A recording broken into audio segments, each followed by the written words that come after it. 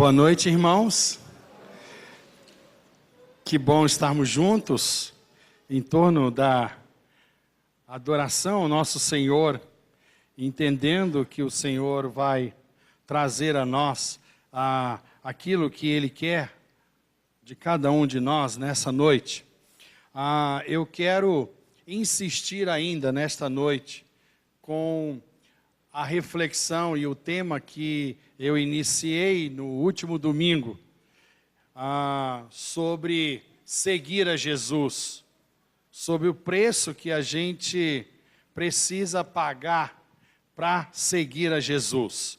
E eu quero hoje, especificamente, lembrar que o objetivo de Jesus, a intenção de Jesus, é retirar cada um de nós do meio da multidão e trazer-nos para próximo dele, para o rebanho dele, para o redil dele, fazer cada um de nós ser seu discípulo, deixar de ser apenas espectador, de ser apenas ouvinte, ou de ser apenas alguém que segue e acompanha sem muito comprometimento e passar a ser alguém muito próximo, muito íntimo do Senhor. Então, por isso, nessa noite, vamos pensar um pouco que nós não podemos mais ser mais um na multidão, mas precisamos ser destacados, seguindo muito próximos a Jesus. E eu queria que nós abríssemos nossa Bíblia no Evangelho segundo Lucas, capítulo 14, versos 25 a 35. Eu estou usando o mesmo texto do domingo passado, não pense que eu estou doido, eu não vou repetir o sermão, por favor. É que o texto nos dá ainda muitas opções para termos muitas outras lições que não tivemos ainda no sermão do domingo passado. Lucas capítulo 14, versos 25 a 35. O texto começa assim: grandes multidões o acompanhavam, e Jesus, voltando-se, lhes disse: se alguém vem a mim e não aborrece a seu pai, e mãe, e mulher, e filhos, e irmãos, e irmãs, e ainda a sua própria vida, não pode ser meu discípulo. E qualquer que não tomar a sua cruz e vier após mim, não pode ser meu discípulo. Pois qual de vós, pretendendo construir uma torre, não se assenta primeiro para calcular a despesa e verificar se tem os meios para concluir? Para não suceder que, tendo lançado os alicerces e não a podendo acabar, todos os que a virem zombem dele, dizendo: este homem começou a construir e não pôde acabar. Ou qual é o rei que, indo para combater outro rei, não se assenta primeiro para calcular se com 10.000 homens poderá enfrentar o que vem contra ele com 20.000 homens? Caso contrário, estando o outro ainda longe, envia-lhe uma embaixada pedindo condições de paz. Assim, pois, todo aquele que dentre vós não renuncia a tudo quanto tem, não pode ser meu discípulo. O sal é certamente bom, caso, porém, se torne insípido, como restaurar-lhe o sabor? Nem presta para a terra, nem mesmo para um monturo, lançando-no fora. Quem tem ouvidos para ouvir, ouça. Com certeza absoluta, o texto está falando de discipulado, de deixarmos de ser meros espectadores e passarmos a ser discípulos, seguidores, homens e mulheres que estão sendo treinados, formados, para que possam continuar a história, a missão, a tarefa que o Senhor Jesus veio para exercer entre nós, para cumprir entre nós. Não há dúvida alguma de que o texto está prioritariamente tratando de discipulado. O contexto informa a todos nós que uma multidão seguia a Jesus. E Jesus está curando, Jesus está fazendo seus milagres, Jesus está pronunciando sua plataforma de governo, está pronunciando seus discursos, que tem terminações em todas as áreas sociais, econômicas, políticas. E ele está fazendo tudo isso para que alguns saiam da multidão e passem a seguir a Jesus, para que alguns deixem de estar na dúvida, para que alguns deixem de ficar experimentando e tornem-se verdadeiramente seguidores de Jesus e tornem-se verdadeiramente discípulos de Jesus. Como Jesus entendia o discipulado? E eu faço essa pergunta porque os judeus, os líderes judaicos da época de Jesus, eles tinham um entendimento a respeito do discipulado, mas Jesus tinha um outro entendimento a respeito do discipulado. E o que nos importa aqui é entender como Jesus entendia o discipulado. Quando Jesus chamava homens e mulheres para o discipulado, ele os instruía cuidadosamente quanto ao custo de segui-lo. O Senhor Jesus, logo de início, era transparente, era verdadeiro, no sentido de não negar que haveria obstáculos, espinhos, haveria turbulências, haveria muitas dificuldades para seguir a Jesus, para continuar seguindo a Jesus.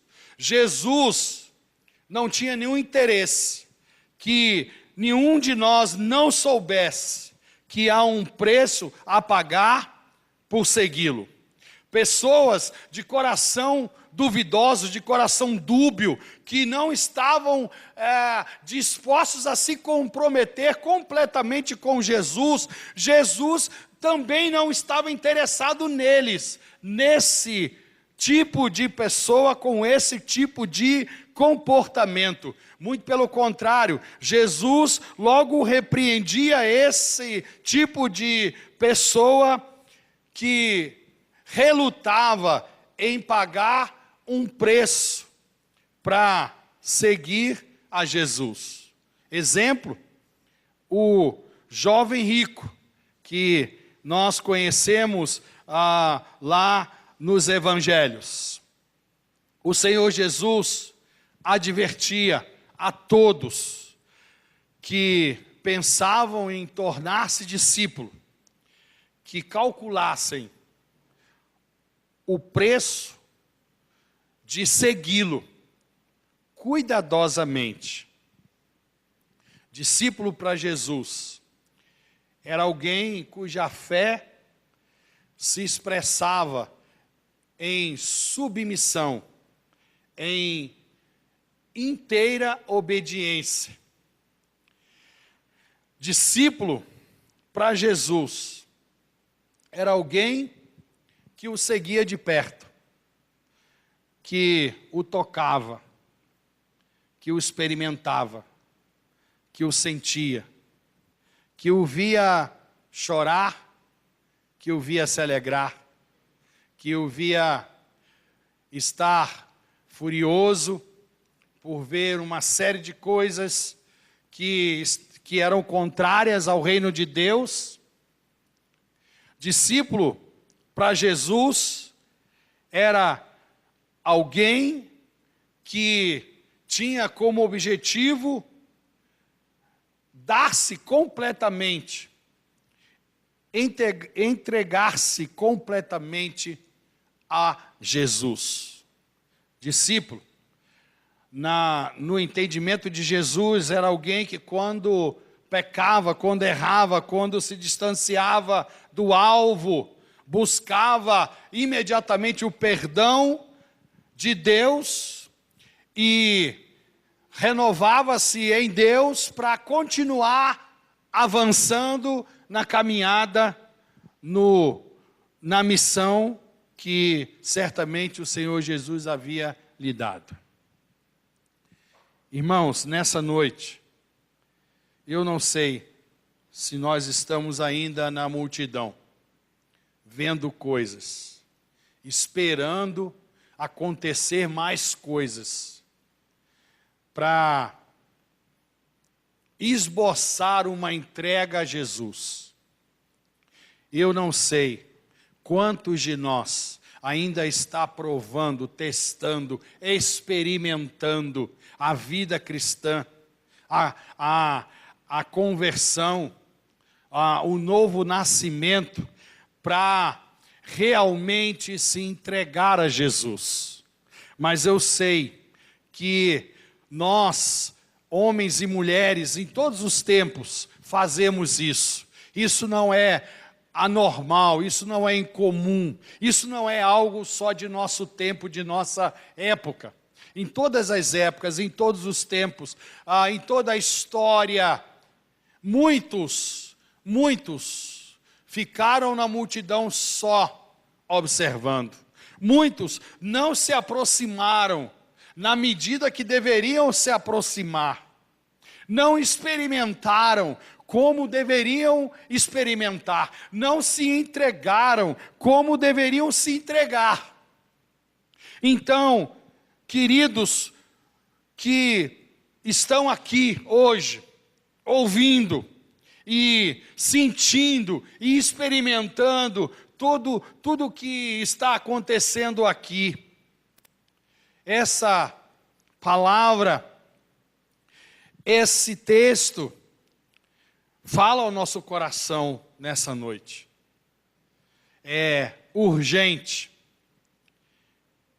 é mais do que necessário deixarmos de estar simplesmente numa multidão, muitas vezes camuflados, escondidos, críticos, e nos voluntariarmos, nos descobrirmos em Jesus, nos identificarmos com Jesus, pagarmos o preço de estar caminhando com Jesus. O verdadeiro discípulo é aquele que se compromete por toda a vida com Jesus. O texto diz a nós que nós precisamos carregar a nossa cruz. Significa significa nos comprometer todo dia com Jesus. Carregar a cruz diariamente é dar-nos para Jesus.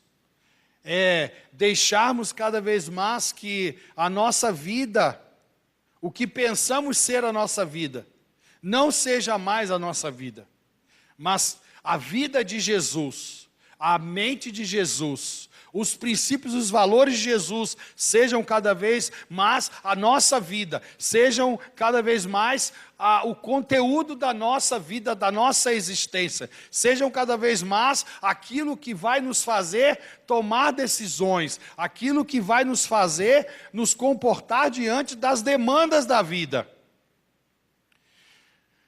O verdadeiro discípulo é aquele que se compromete por toda a vida com Jesus, com o reino de Jesus.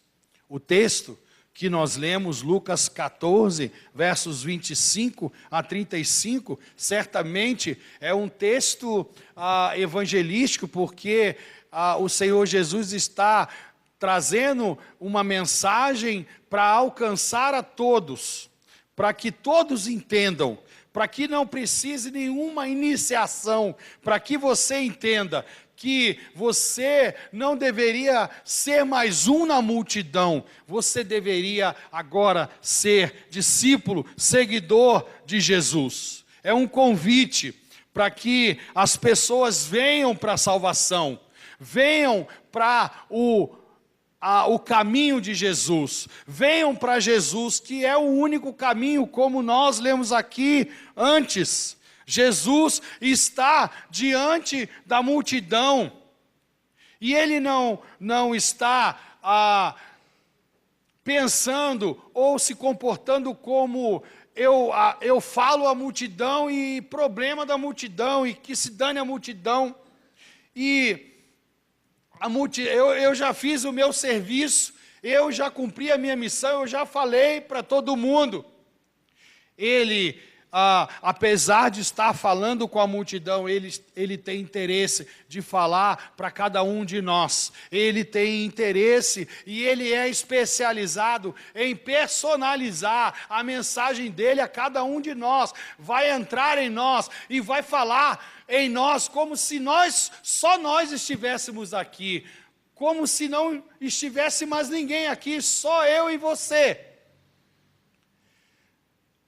O texto traz essa compreensão de que Jesus está batalhando, lutando, está convencendo a alguns, infelizmente alguns, não podemos dizer todos, infelizmente alguns, a deixar de estar na multidão, de ser mais um na multidão, para caminhar pessoalmente com Jesus. O texto revela aos seus leitores, a nós que o estamos interpretando hoje, essa estratégia singular de Jesus formar discípulo, de Jesus treinar discípulos, de Jesus conquistar discípulos. Parece que, ao estudar as palavras de Jesus nesse texto, vemos que ele não torna fácil essa missão. E aqui eu quero abrir um parênteses, porque muitas vezes, como igreja, nós tentamos tornar fácil a missão de seguir a Jesus. Jesus não torna fácil a missão de segui-lo. Jesus deixa claro que todos nós precisamos pagar um preço, e muitas vezes um preço de morte, para segui-lo. E então nós entendemos que seguir a Jesus não está relacionado à facilidade de caminhar com Ele. Seguir a Jesus está relacionado à obediência a Ele. Seguir a Jesus está relacionado à entrega absoluta a Ele.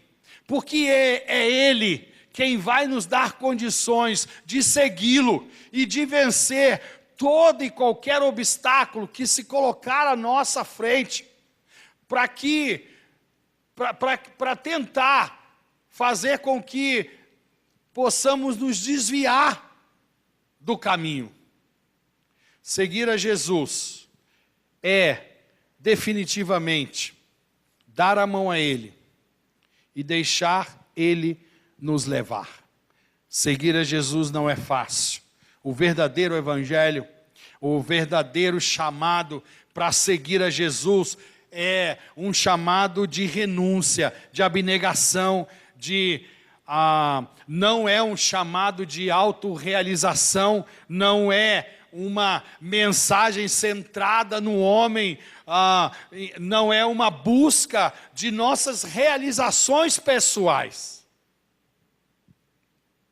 Seguir a Jesus é cada vez mais deixarmos de ser o que pensamos ser. É deixar de ser tudo aquilo que desde pequeno, desde criança, pensamos construir para sermos no futuro.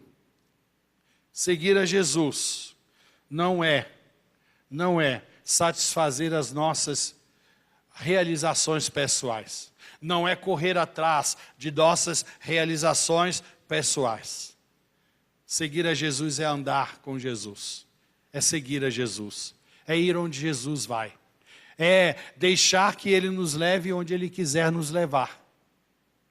Nesse sentido, isso é simples. Nesse sentido, não há nenhuma complicação.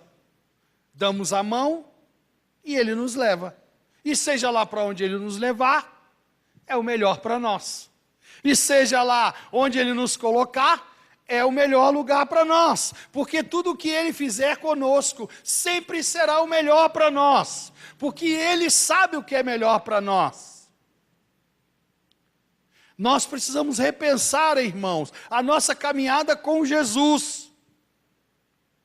Falando de uma forma generalizada, nosso país, chamado Brasil, o segundo país protestante do mundo, que caminhada nós estamos com Jesus?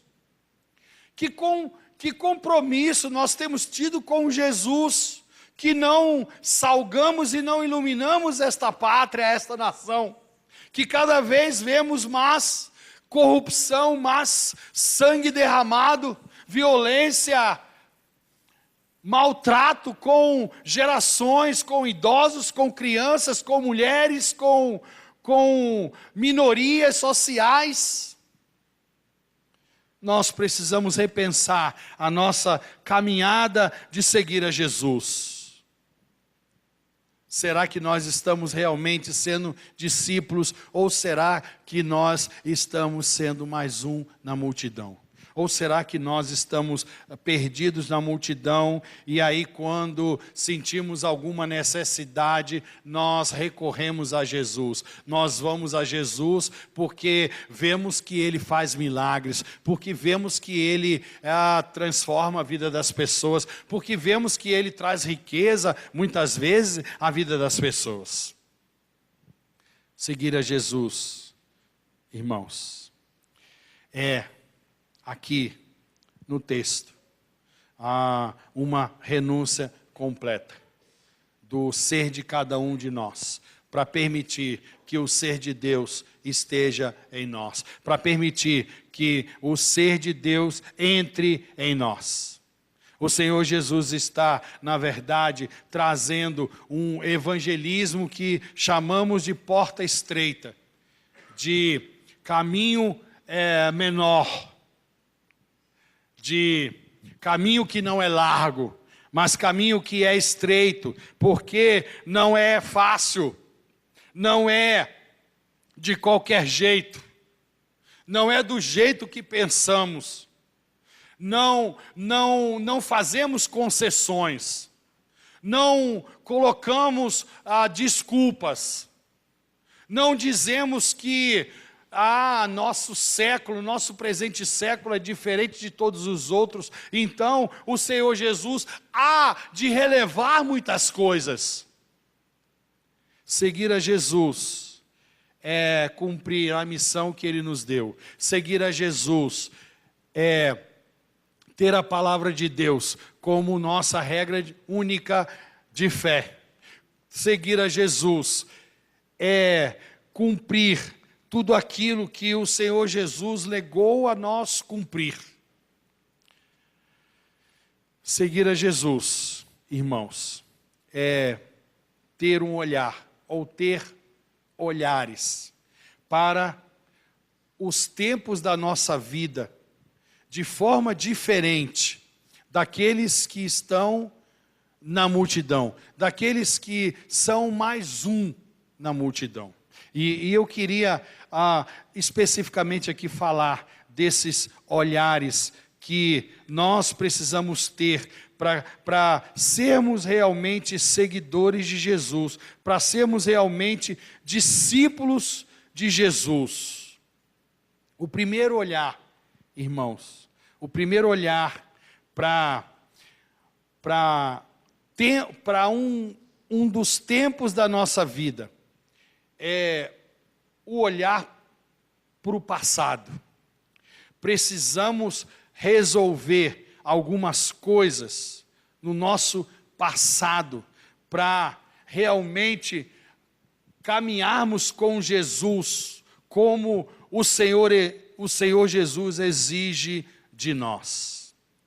Não ser mais um na multidão exige de cada um de nós o abandono completo de prioridades passadas que nós, em algum momento da vida lá atrás, priorizamos, que nós, em algum momento da vida lá atrás, traçamos para nós.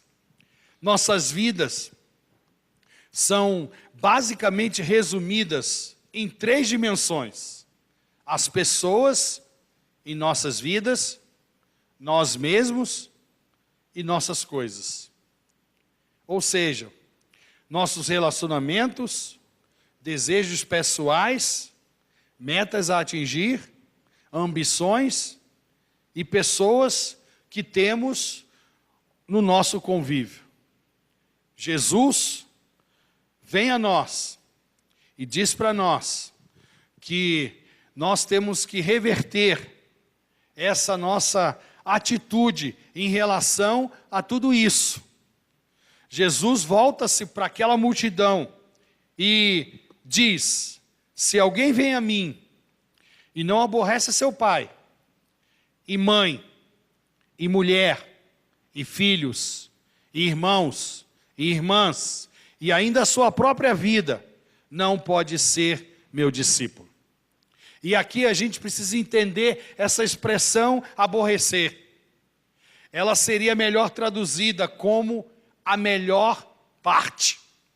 Ou seja, quem vem a Jesus e continua considerando a melhor parte, o pai, a mãe, o irmão, a irmã, as coisas pessoais, as coisas adquiridas, não pode ser discípulo de Jesus. Porque quando Jesus vem a nós, quando Jesus nos convoca, quando Jesus nos chama, Ele diz para nós: olha, agora eu sou a melhor parte da vida de vocês. Agora eu sou a mais importante parte da vida de vocês. Agora eu sou o que vocês têm de mais importante na vida. Nem pai, nem mãe, nem irmão, nem qualquer outra coisa pode assumir esse lugar. Pode ser que lá atrás essas coisas tenham assumido esse lugar em nós, mas agora, se nós somos discípulos de Jesus, se nós não somos mais apenas mais um na multidão, mas agora somos realmente discípulos de Jesus, então entendemos que a melhor parte é Jesus. A melhor parte na nossa vida é Jesus. Não se trata, o Senhor Jesus não está tratando de abandonar a família, de não se importar com aqueles que o Senhor Jesus deu para cuidar. Mas o Senhor Jesus está falando de preferência. A nossa preferência agora é Jesus. Se nós formos colocados numa situação cheque, seja lá qual for, nós vamos escolher ficar com Jesus. Mas nós temos também um olhar para o nosso presente. Não apenas para a nossa vida passada, mas também para o nosso presente. Nós precisamos ter um olhar crítico para os tempos da nossa vida de alguém que está sendo convocado por Jesus para deixar de ser mais um na multidão, que além do abandono das prioridades passadas, nós precisamos fazer uma avaliação dos poderes presentes na nossa vida atual. Você quer vir a Cristo? Quer ser um cristão? Quer a vida eterna? o rico governante veio e disse a Jesus: o que faço para herdar a vida eterna? E Jesus disse, em outras palavras, vamos falar sobre o seu pecado. E ele disse, eu não tenho nenhum pecado. Jesus disse, vamos falar sobre quem está no comando da sua vida. E certamente Jesus disse, quem está no comando de sua vida não sou eu. Nos versículos 28 a 30, Jesus diz, qual de vós, pretendendo construir uma torre, não se assenta primeiro para calcular a despesa e verificar se tem os meios para a concluir, para não suceder que, tendo lançado os alicerces e não a podendo acabar, todos os que a virem zombarem dele, dizendo, este homem começou a construir e não pôde acabar. O que é que Jesus está querendo dizer? Está dizendo que ninguém pode vir a ele por algum motivo emocional, por algum motivo superficial. Ninguém pode se considerar discípulo de Jesus porque está caminhando com Jesus por interesses, porque está abalado emocionalmente, porque está vivendo uma situação que o leva a abraçar Jesus, a agarrar-se a Jesus. Jesus está dizendo que nós precisamos repensar, que nós precisamos ir para casa, esfriar a nossa cabeça, fazer cálculos, fazer planejamento, pensar. É isso que eu quero para a minha vida. Eu tenho ideia do preço que vou pagar. Eu tenho ideia de que agora a minha vida precisa ser pautada na palavra de Deus. Eu tenho uma vaga ideia de que os meus comportamentos vão mudar, porque agora o Senhor Jesus é o Senhor da minha vida. Eu tenho ideia de que o meu vocabulário, o meu linguajar vai mudar, de que eu não vou agora ficar se utilizando de linguagem chula, vulgar, de palavrão. Eu não vou ficar zombando das pessoas. Eu não vou ficar fazendo acepção de pessoas. Eu tenho ideia de que eu tenho que pagar esse preço. Qual construtor constrói uma casa sem cálculo, sem pensar e repensar, sem ver, olha, eu tenho tanto de dinheiro, eu tenho tanto para chegar até esse momento, eu preciso de mais para chegar e avançar. E aí é claro que o Senhor Jesus está fazendo uma analogia com a nossa vida de discipulado, com a nossa vida de entrega a Ele. Vejam, muitos de nós, muitas das igrejas chamadas evangélicas trabalham simplesmente a emoção das pessoas. Mas o próprio Senhor Jesus está dizendo, olha, vai para casa, pensa, repensa, volte aqui, se realmente isso está mexendo com você, se isso está transformando a sua vida, se você está sentindo cada vez mais desejo de se alimentar do Senhor, de beber da palavra do Senhor, de comer a palavra do Senhor, de estar em comunhão. E muitas vezes, até entre nós que já temos um certo tempo de frequência, de iniciação, nós não percebemos mais essa vontade, esse desejo de estar na casa do Senhor, de estar com os irmãos de Cristo, de estar na comunhão, de estar em algum lugar que nós vamos meditar na palavra, que nós vamos orar, que nós vamos conversar com o Senhor em oração. Precisamos repensar, porque a estratégia de Jesus continua a mesma. O Senhor Jesus não vai facilitar. O Senhor Jesus não vai relevar, porque nós estamos hoje num mundo que nossa agenda é muito tomada, que nós não temos tempo para nada. O Senhor Jesus não vai relevar, porque o nosso ente querido foi embora e agora nós não sabemos o que fazer sozinhos. O Senhor Jesus não vai relevar, porque alguém muito próximo de nós está com uma doença terminal. O Senhor Jesus continua dizendo a nós: largue tudo e me siga. Não tenha nada e não coloque nada que tome o meu lugar na sua vida.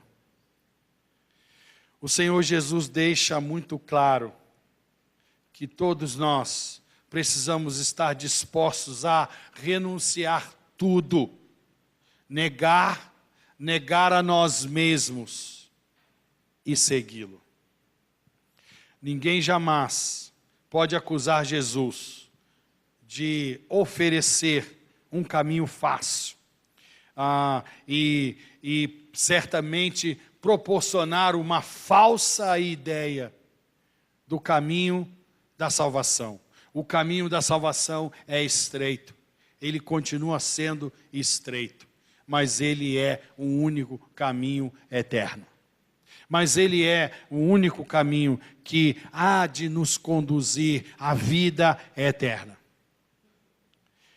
Ainda o Senhor Jesus diz a nós que nós temos um outro olhar para um outro tempo da nossa vida, que é o futuro, que é o tempo que praticamente não conhecemos quase nada.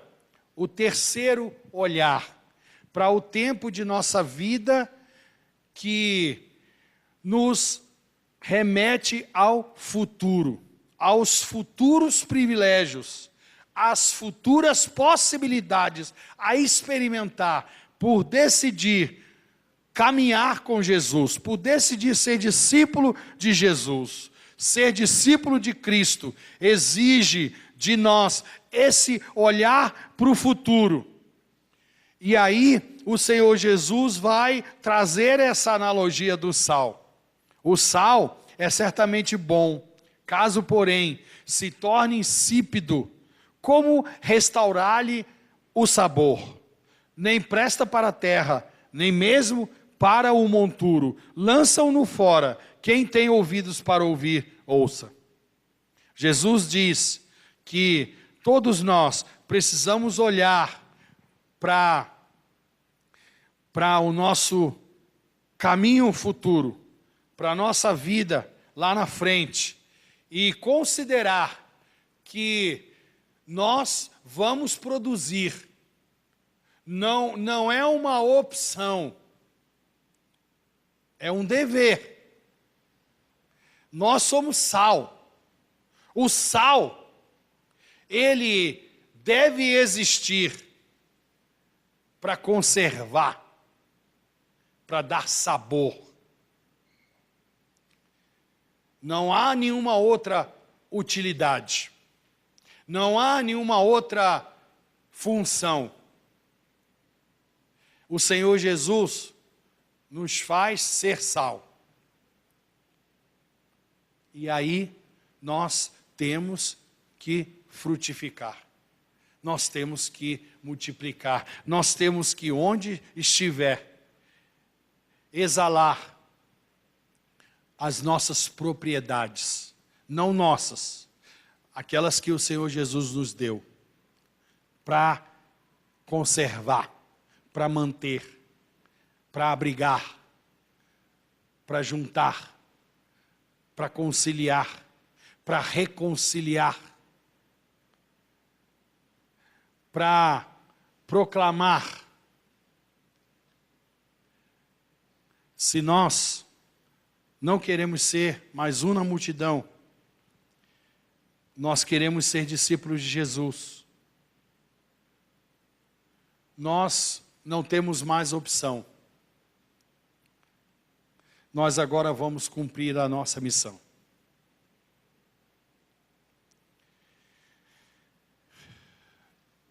E aí o Senhor Jesus termina, como lá no Apocalipse: quem tem ouvidos, ouça. É o significado de que o recado está dado. E o Espírito do Senhor está falando a cada um de nós. E não sou eu que vou ficar aqui implorando.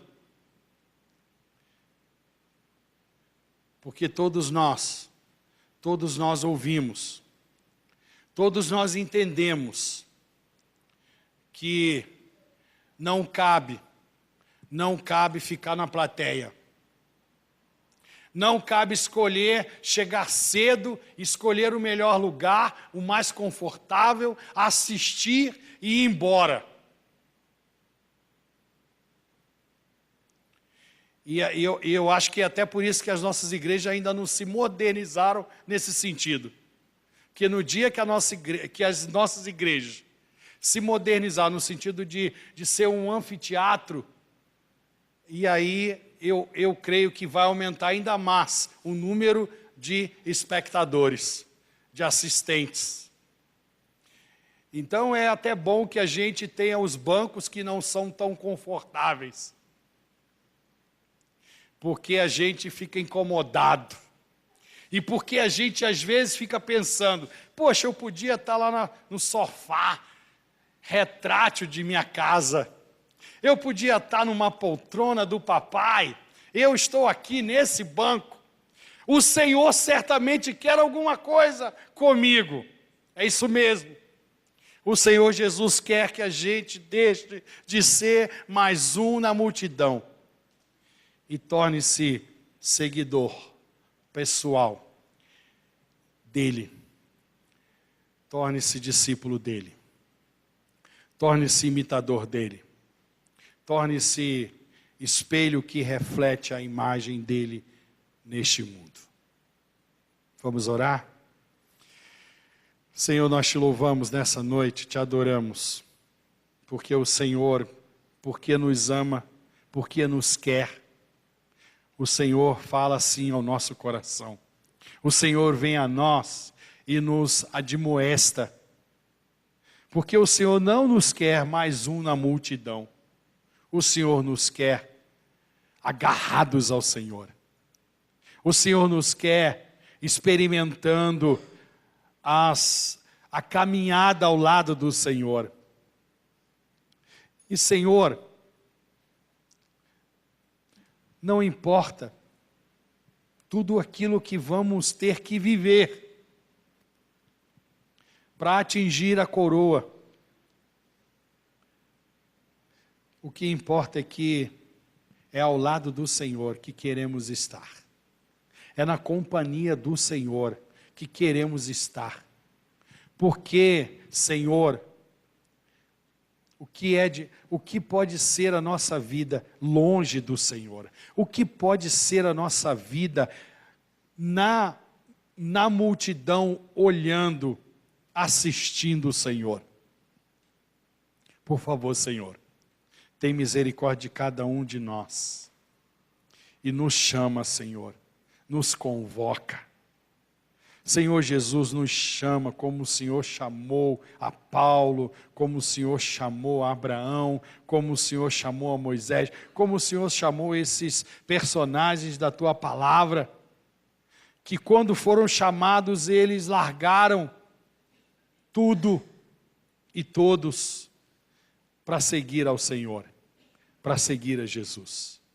Pai, que ainda nos tempos de hoje, nos dias de hoje, que ainda aqui e agora, o Senhor possa chamar homens e mulheres, e que nesse chamado possamos ir ao Senhor, largar tudo e viver definitivamente e eternamente com o Senhor.